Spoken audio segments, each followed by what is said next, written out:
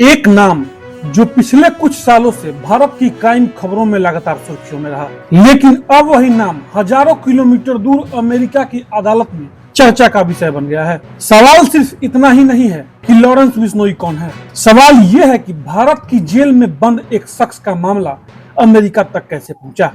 क्या यह सिर्फ एक आपराधिक मामला है या फिर इसके पीछे छिपी है अंतर्राष्ट्रीय जांच, कई देशों की एजेंसियां और एक ऐसा नेटवर्क जिसकी जांच सीमाओं से बाहर जा रही है।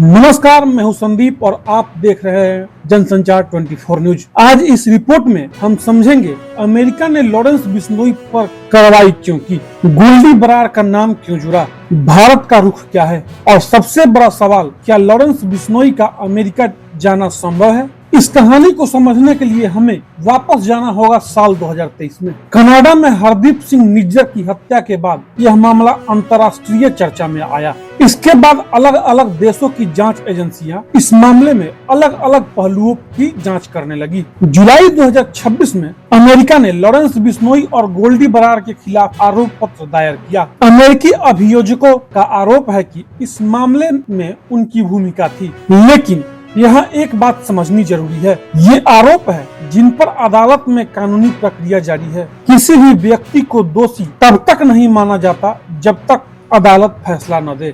अब सवाल बनता है, अमेरिका की एंट्री क्यों हुई।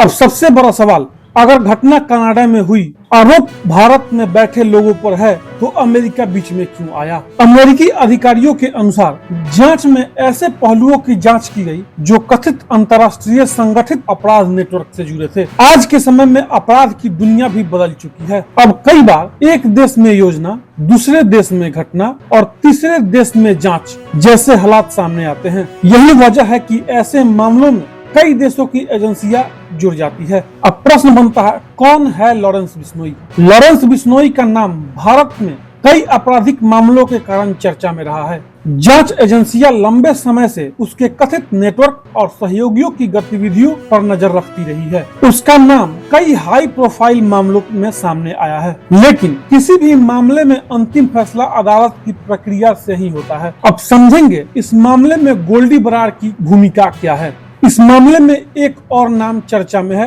गोल्डी बरार। जांच एजेंसियों के अनुसार वह लॉरेंस बिश्नोई से जुड़े नेटवर्क का करीबी सहयोगी रहा है। अमेरिकी आरोप पत्र में दोनों का नाम शामिल किए गए हैं, लेकिन फिर वही बात, आरोप और अदालत का फैसला दो अलग अलग चीजें हैं।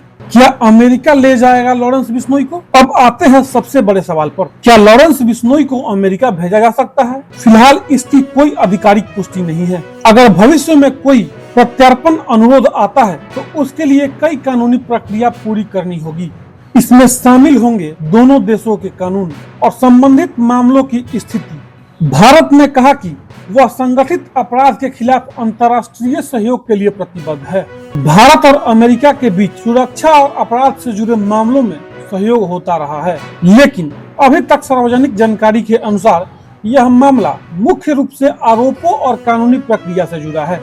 तो इस पूरे मामले से तीन बड़ी बातें निकलती हैं। पहली, अब अपराध और जांच की सीमाएं सिर्फ एक देश तक सीमित नहीं रह गई है। दूसरी, अंतर्राष्ट्रीय मामलों में आरोप लगना और दोषी साबित होना अलग अलग चरण है। तीसरी, लॉरेंस बिश्नोई मामले में आगे की दिशा अदालत और जांच एजेंसियों की कार्रवाई तय करेगी। लॉरेंस बिश्नोई मामला अब सिर्फ एक गैंगस्टर की कहानी नहीं रहा, यह अंतर्राष्ट्रीय अपराध और कानून की एक बड़ी परीक्षा बन चुका है। आपकी राय क्या है? क्या ऐसे मामलों में देश को मिलकर कार्रवाई करनी चाहिए? कमेंट में अपनी राय जरूर बताएं। मैं हूं संदीप और आप देख रहे थे जनसंचार 24 न्यूज, सच सटीक सबसे आगे। धन्यवाद।